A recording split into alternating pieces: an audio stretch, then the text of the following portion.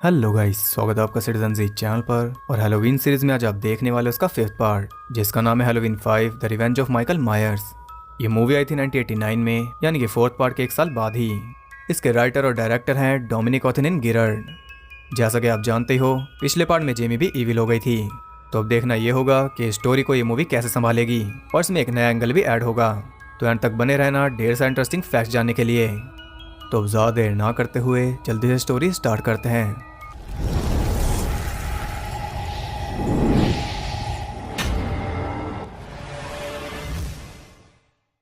Movie start होती है Halloween 4 की एंडिंग से, जब गोलीबारी की वजह से माइकल एक माइन शाफ्ट में गिर गया था।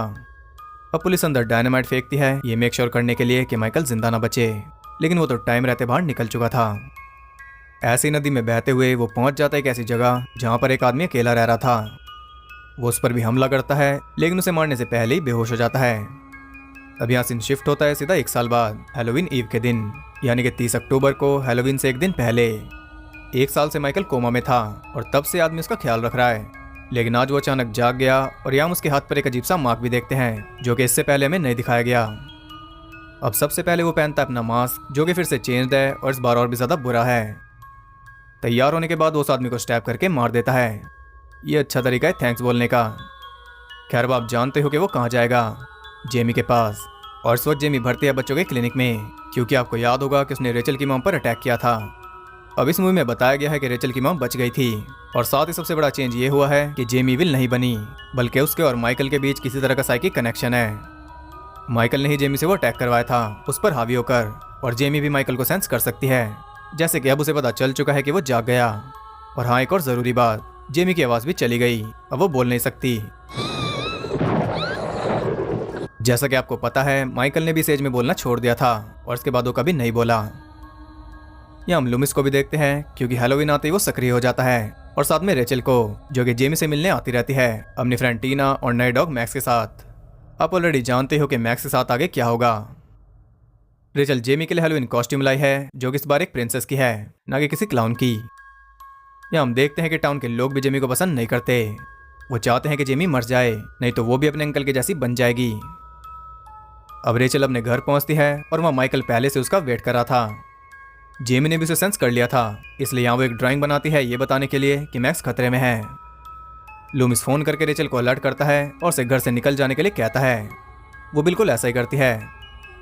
दो ऑफिसर्स वहाँ पहुंचकर घर की तलाशी लेते हैं, लेकिन उन्हें माइकल नहीं मिलता और मैक्स भी एकदम सही सलामत था।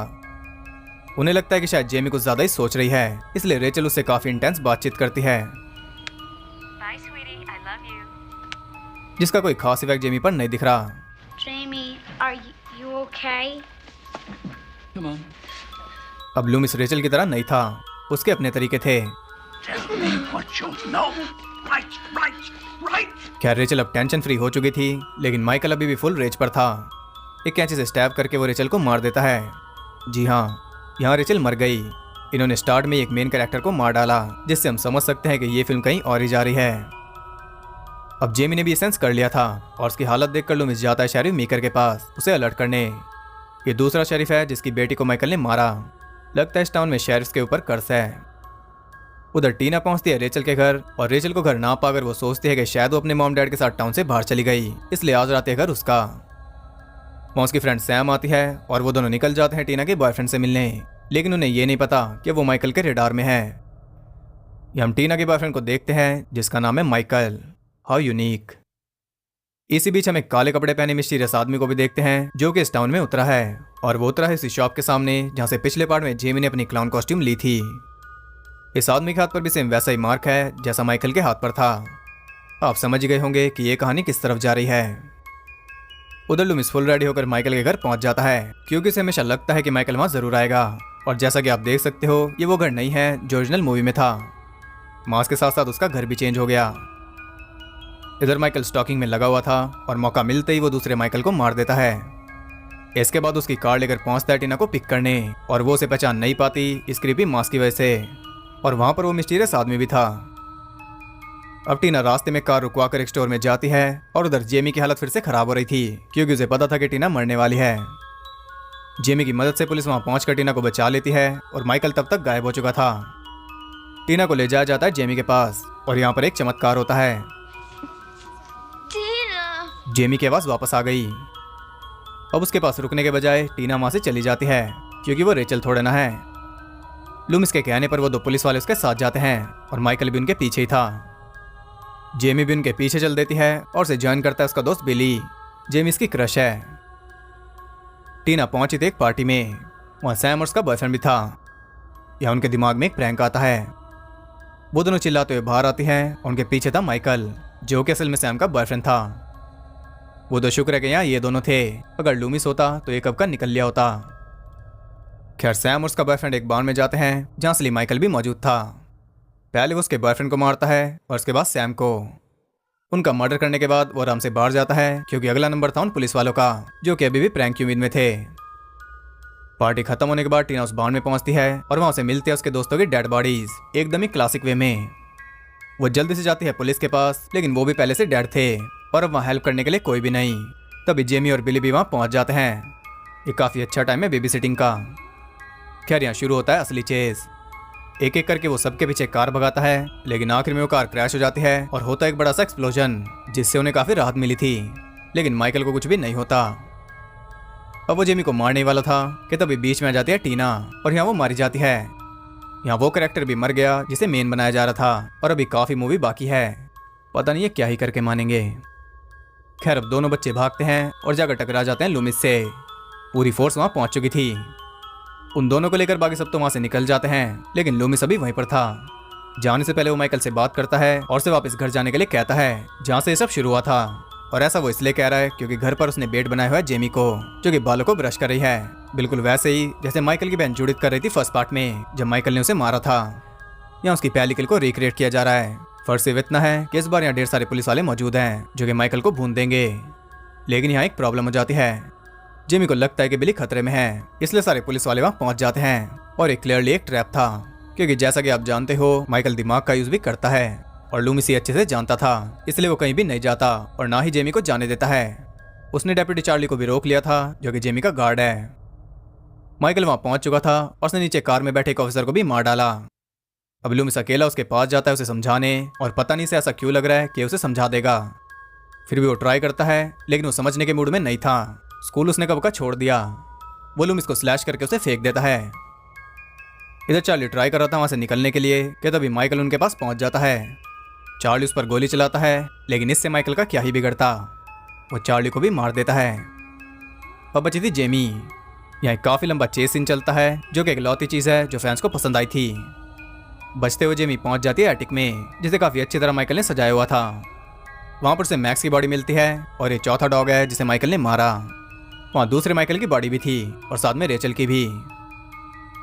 अब जेमी जाकर छुप रही थी एक कॉफिन में, तभी माइकल वहाँ पहुँच जाता है और जेमी से रोक देती है ये कहकर। Uncle, Boogeyman. वो उसे मास्क हटाने को कहती है और वो हटा भी देता है। जेमी देखती है कि वो रो रहा था। ये एक और साइन है कि इविल ने उसे ट्रैप किया हुआ है। अब जैसे ही वो उसके पास जाती है वो फिर से बौखला जाता है। तब वो भागती है और जाकर टकरा जाती है लूमिस से, जो कि उसे बचाने के बजाय माइकल को ऑफर कर रहा है। लेकिन ये लूमिस का प्लान था। अभी वो इतना सनकीन नहीं हुआ। वो उसे ट्रैप कर लेता है और इसके बाद उसे जमकर पीटता है। लेकिन ये सब करते करते वो खुद भी ढेर हो जाता है। ओरिजिनली यहाँ पर लूमिस मर गया था, लेकिन आगे कुछ भी कर सकते हैं। पुलिस वहाँ पहुँच जाती है और हम पहली बार माइकल को देखते हैं कस्टडी में, लेकिन ज़्यादा देर तक नहीं। वो मिस्टीरियस आदमी वहाँ पहुँचकर सभी पुलिस वालों को मार देता है और उसने पूरी तरह तबाही मचा दी थी। अब बची है सिर्फ जेमी, जो कि बाहर कार में बैठी थी। अंदर जाकर वो देखते हैं कि सभी पुलिस वाले मारे गए, शेरिफ मीकर भी, और माइकल वहाँ से फरार है, यानी कि उसकी जान पर खतरा अभी भी नहीं टला। इसी के साथ ये मूवी एंड हो जाती है। तो आपने देखा कि मूवी कुछ खास नहीं थी, जबकि पिछले पार्ट के एंडिंग के हिसाब से इसे काफ़ी अच्छा बनाया जा सकता था। जेमी नहीं माइकल हो सकती थी, या फिर माइकल के इशारों पर चल सकती थी, या फिर यहाँ दोनों ईविल आपस में लड़ सकते थे। लेकिन ये सब इग्नोर करके मूवी कुछ ऐसी बनाई गई जिसमें मेन कैरेक्टर को पहले ही मार दिया, फिर एक रैंडम कैरेक्टर को दिखाते गए और फिर उसे भी मार दिया, जिसका कोई मतलब नहीं बनता। ये सिर्फ टाइम वेस्ट था। और बाद में घूम फिर कर मूवी फिर से आ गई लूमिस, माइकल और जेमी पर, जबकि अगर शुरू से ऐसे ही चलती तो काफ़ी अच्छा रहता। शुरू में दिखाया गया कि माइकल जेमी को कंट्रोल करता है, लेकिन मूवी में उसने ऐसा किया ही नहीं। उसके पीछे भाग रहा था, जबकि उसे कंट्रोल करके रोक लेता। तो आइडियाज कई थे, लेकिन यूज़ किसी को नहीं किया, इसलिए मूवी एकदम बेकार बनी। अगर बात करें मास्क की, तो इसे सुधारने के बजाय ये से बिगाड़ते जा रहे हैं, और एक नया एंगल भी जुड़ रहा है जिसकी ना तो किसी को उम्मीद थी और ना ज़रूरत। यह एंगल इन मूवीज़ को डुबाएगा। तो अब बात करते हैं ढेर सारे इंटरेस्टिंग फैक्ट्स के बारे में। इसका बजट था $50 लाख और इसने कमाए $1 करोड़ 16 लाख, जो कि इसे सीरीज की लोएस्ट ग्रोसिंग फिल्म बनाता है, यानी कि सबसे कम पैसा कमाने वाली। मूवी का subtitle the revenge of Michael Myers poster के अलावा कहीं भी नहीं दिखा, यहाँ तक कि मूवी में भी नहीं। पोस्टर में माइकल का मास्क पुराने वाला है और जेमी ने इस मूवी में वो क्लाउन कॉस्ट्यूम पहनी भी नहीं। तो इस पोस्टर का मतलब क्या है? इस फिल्म में माइकल का रोल किया है डॉन शैंक्स ने। डॉन ने बताया था कि कई सीन्स में उन्होंने उस मिस्टीरियस आदमी का रोल किया था और राइटर्स को भी पता नहीं था कि वो कैरेक्टर आखिर है कौन। उसे बस ऐसे फिल्म में डाल दिया गया, जस्ट एज फिलर। पहले डॉन को वही मास्क पहनना था जो पिछले पार्ट में यूज हुआ था, लेकिन वो उन्हें फिट नहीं हुआ, इसलिए नया मास्क बनाया गया। इसमें सांस ले पाना काफी मुश्किल था। डॉन ने माइकल के सारे स्टंट्स खुद किए और कार क्रैश वाले सीन में वो इंजर्ड हो गए थे। वो 39 साल के थे और 32 साल के माइकल का रोल कर रहे थे, और माइकल का रोल करने वाले वो चौथे सबसे छोटे एक्टर हैं हाइट के हिसाब से। इस मूवी की वजह से डॉन और डैनियल काफी अच्छे दोस्त बन गए थे। डोनाल्ड ने सिर्फ 2 हफ्तों तक की शूटिंग की थी क्योंकि उन्हें दूसरी फिल्म में काम करना था। डोनाल्ड ने कहा था कि जेमी को ही नया एविल बनना चाहिए, लेकिन मेकर्स माने नहीं क्योंकि उन्हें पता था कि माइकल के बिना मूवी नहीं चलेगी। यह बात अलग है कि चली वो माइकल के साथ भी नहीं, लेकिन हैलोवीन 3 के बाद वो समझ गए थे कि माइकल का होना जरूरी है। जब माइकल अपना मास्क हटाता है तब उसके फेस पर हमें कई सारे स्कार्स दिखते, लेकिन बाद में उसके फेस को अंधेरे में रखना ठीक समझा गया। यह सीरीज की दूसरी फिल्म है जिसने पिछली फिल्म की एंडिंग से शुरू होकर उसे चेंज कर दिया। पहली थी हैलोवीन 2 और एक इकलौती हैलोवीन मूवी है जो इटली में कभी रिलीज नहीं हुई।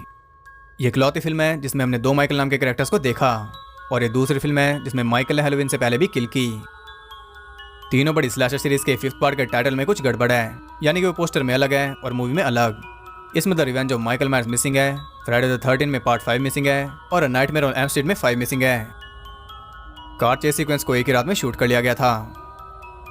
ओरिजिनल इस फिल्म में माइकल और जेमी दोनों ही किलर होने वाले थे। जेमी अपनी किल्स करती और माइकल उससे परेशान होता क्योंकि वो उसके रास्ते में आती, तब उसे मारने के लिए उसके पीछे पड़ जाता और उन दोनों के बीच में पिसती रेचल। लेकिन इस पूरे प्लॉट को ही चेंज कर दिया गया। पहले रेचल का रोल टीना का था और टीना का रोल रेचल का, लेकिन रेचल का कैरेक्टर वैसा नहीं था जो कि सब कुछ छोड़ के पार्टी में जाए, इसलिए इन दोनों को स्वैप किया गया। प्लॉट चेंज करने के बजाय मेकर्स ने रेचल को मारना ठीक समझा, हालांकि बाद में वो काफी पछताए। रॉबर्ट हार्डस नाम के डायरेक्टर ने इस फिल्म के लिए एक अलग ही प्लॉट सोचा था जिसमें मरा हुआ माइकल बिजली गिरने से फिर से जिंदा हो जाता, बिल्कुल फ्रैंकेनस्टाइन की तरह। बिली ने अपनी पायरेट कॉस्ट्यूम रख ली थी। जिस सीन में लूमिस माइकल को पीटता है उसमें डॉनल्ड ने गलती से डॉन की नाक तोड़ दी थी। इसमें माइकल जेमी को पैर में स्टैब करता। इस सीन को शूट कर लिया गया था, लेकिन ये ज्यादा हो जाता इसलिए इसे फिल्म से हटा दिया गया। पहले रेचल को माइकल गले में स्टैब करने वाला था और इस फिल्म की एंडिंग लिखी नहीं गई थी, जो कि फिल्म देखकर लग भी रहा था। ऐसा लग रहा था कि शूटिंग के साथ साथ इसे लिख रहे थे। इस मूवी का बॉडी काउंट है 15। तो इधर ढेर सारे इंटरेस्टिंग फैक्ट्स, आई होप आपको पसंद आए होंगे।